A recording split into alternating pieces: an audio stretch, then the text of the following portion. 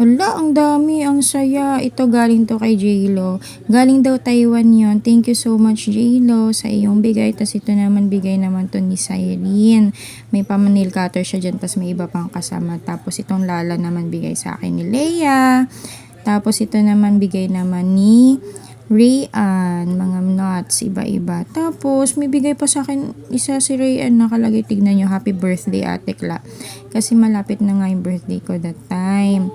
Tapos, syempre, binuksan ko na dahil di ako makapag-antay. Yan, may Reese's na bigay si Ray. Tapos, meron siyang bigay na water tint na pwede daw sa, nung binasa ko, pwede sa cheeks, saka pwede sa lips. Actually, ginamit ko na yan.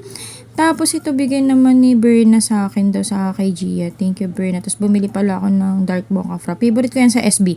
Tapos ayan na nga, tuwan-tuwa kamo ko dyan. Pag uwi ko, syempre binigay ko sa kay mama, kay Gia, kay lahat sila, pati kay JE. Tapos ito, mga bags bigay sa, from company yan. Ito galing sa boss ko to, tong isa.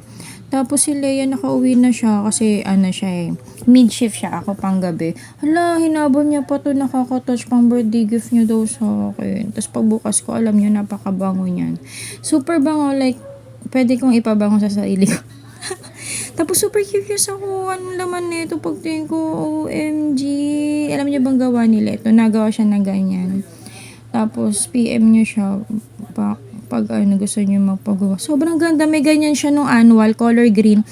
Talagang sinabi ko, Le, ang ganda ng bag mo. Siguro natandaan ni Le yun. Tapos binigyan niya ako ngayong birthday ko. Tapos ayan na nga, may birthday message siya. Binasa ko. Super binasa ko talaga agad-agad. Hindi ko na talaga inantay pa sa bahay. Chinek ko na yun. At saka ginawa ko to during break time ko ha. Syempre hindi ako, kumbaga imbis na lumabas, dyan na lang ako sa station ko. Tapos tinignan ko na yung mga gifts. Tapos pag uwi, gumawa pala ako ng tiramisu cake. Cake ko sa birthday ko yan.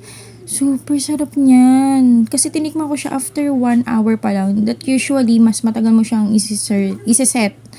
Ayun, ang sarap ka mo talaga. As in, blockbuster, namigay nga ako sa kapitbahay ko eh.